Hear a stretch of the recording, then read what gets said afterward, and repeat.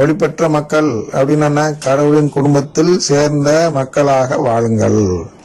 ஏனெனில் ஒளியே எல்லா நன்மையையும் நீதியையும் உண்மையையும் விளைவிக்கிறது.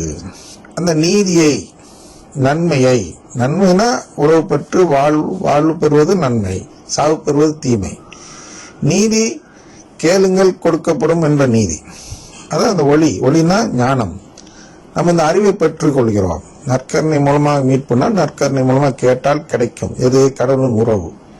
காசு பணம் இல்லை, காசு பணத்துக்கு தான் அங்கே ஓடுறீங்க, அது போகட்டும். ஆனால் நீதியையும் உண்மையையும் விளைவிக்கிறது எது? ஒளியே. 10 சொல்றார், ஆண்டவருக்கு உகந்தது எது என்பதை ஆராய்ந்து பாருங்கள். அதை நம்ம செஞ்சிட்டு இருக்கிறோம். இப்போ பிரைஸ் தி லார்ட் ஆண்டவருக்கு உகந்ததா இல்லையா அதை ஆராய்ச்சி பண்ணி பார்த்துட்டோம் முதல் பகுதியில். இந்த பகுதியில் என்ன பார்க்க போறோம்னா, இப்போ ஒருவேளை கிறிஸ்தவ ஒன்றிப்புக்கு அது உதவினால், பிரைஸ் தி லார்ட் கிறிஸ்தவ ஒன்றிப்புக்கு உதவிட்டால் அது ஆராய்ச்சி பண்ணி பார்க்கும்போது ஆண்டவருக்கு உகந்தது என்று ஆகிவிடும். கிறிஸ்தவ ஒன்றிப்பு நடந்தால் அது ஆண்டவருக்காக நடப்பதுதான். நடந்துட்டால் இங்கே பிரைஸ் தி லார்ட் சொல்லி ஒன்றும் நடக்கலை, அது வேற சமாச்சாரம். ஆனால் பிரைஸ் தி லார்ட் மூலமாக ஒருவேளை கிறிஸ்தவ ஒன்றிப்பு நடந்தால் அது ஆண்டவருக்கு உகந்ததாக இருப்பதால் அதை சொல்லலாம்னு ஒரு முடிவு எடுக்கலாம். ஆனால் இதுவரை நீங்கள் ஒரு கணக்கு எடுத்து பாருங்க, எங்கேயுமே எத்தனை பேர் வந்திருக்கிறாங்க. அதில் நான் அதை அடுத்து நான் சொல்கிறேன். அது முன்னாடி சின்ன அறிமுகம் போயிடுவோம். அப்போ இது ஆண்டவருக்கு உகந்ததாக இல்லை. இதுவரை யாரும் சேரல. எத்தனை வருஷமா இருக்கு? 45 வருஷமா இந்த இயக்கம் நடந்து கொண்டு இருக்கிறது. இந்த 45 வருஷத்தில் எத்தனை நபர்கள் அந்த இதுல இருந்து இங்க வந்தாங்க அப்படின்னு கணக்கெடுத்து பார்த்தால் யாரும் சேரல. அப்ப இங்க வர்றதுதான் ஒன்றிப்பா அவர் சொல்கிறார். இந்த இடத்தை வாசி காட்டுகிறேன் பாருங்க. கிறிஸ்தவ ஒன்றிப்பு, அதாவது திருச்சங்க ஏடுன்னு தமிழாக்கம் பண்ணன்னு சொல்லிட்டு ஒரு புக் வெளியிட்டிருக்காங்க. அந்த தமிழாக்க நூல் பார்த்தா தமிழ் மொழிபெயர்ப்பான்னு பார்த்துட்டு அதில் அந்த 4ஆம் நம்பர் 80ஆம் நம்பர் அதெல்லாம் நம்பர் போட்டுருக்கோம். ஒரிஜினல் இங்கிலீஷில், லத்தீன்லன்னு வச்சுங்க. ஆனால் இங்கிலீஷில் கிட்டத்தட்ட ஒரிஜினல் அளவுக்கு நம்பர்லாம் போட்டிருக்கோம். இதில் எந்த நம்பரும் கிடையாது. ஒரு ஃபாதர் எழுதியிருக்கிறார் 67.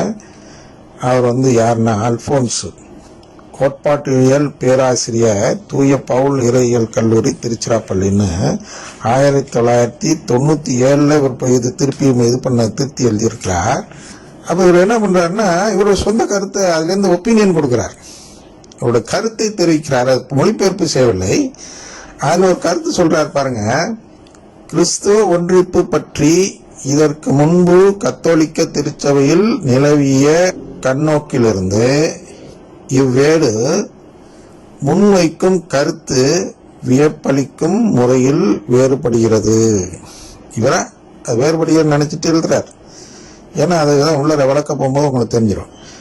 ரோமை திருச்சபையே ஒன்றிப்பின் மையம், ஏனைய சபைகள் அதில் இணைவதே கிறிஸ்தவ ஒன்றிப்பு என்பதுவே முன்பு பரவலாக கத்தோலிக்க சமூகங்களில் பெரிதும் பரவியிருந்த பார்வை. இவரா சொல்றார், அப்படி பார்வை இல்ல, இப்போ பார்வை மாறிடுச்சு அப்படின்னு சொல்றார். கிறிஸ்தவ ஒன்றிப்பு இதுதான் திருச்சங்கம் சொல்லுகிறது. வத்திகான் திருச்சங்கம், 2ஆம் வத்திகான் திருச்சங்கம் சொல்லுகிறது. அதை நான் ஆங்கிலத்தில் படித்து காட்டுகிறேன். ஏன்னா தமிழாக்கம் இல்லை, அதனால தான் இதை வாசி காட்டுகிறேன். தமிழாக்கம் இல்லை, அதனால் நான் ஆங்கிலத்தில் தான் விளக்கம் தரப்போகிறேன் என்பதுதான் இப்படி சொல்கிறேன். சரியா? சொல்றாரு பாருங்க. அத்தகைய பார்வை இவ்வேட்டில் மாற்றம் கண்டுள்ளது. ஏனைய சபைகளிலும் இயேசுவின் ஆவி செயல்படுகிறார் அப்படின்னு 4வது வார்த்தையில இருக்குதான் இங்கிலீஷ்ல. ஆனா தேடி பார்த்தா அது இல்லை. அது நான் காட்டுறேன் உங்களுக்கு, படம் போட்டு காட்டுவாங்கல்ல, அதில் பார்த்து கொள்ளுங்கள். ஆவி அதில் செயல்படுகிறார் என்பது ஏற்கப்பட்டு கிறிஸ்துவே அனைத்து சபைகளில் ஒன்றிப்பின் மையம் என்னும் கருத்து இவ்வேட்டில் வலியுறுத்தப்படுகிறது. பாருங்க, ஆங்கிலத்தில் என்ன சொல்லுதுன்னா, ஆங்கிலத்தை வாசி காட்டுகிறேன் உங்களுக்கு. இப்ப அதே 4வது பத்தியில என்ன சொல்கிறேன்னா, all Christians will be gathered in a common celebration of the Eucharist into the unity of the one and only church.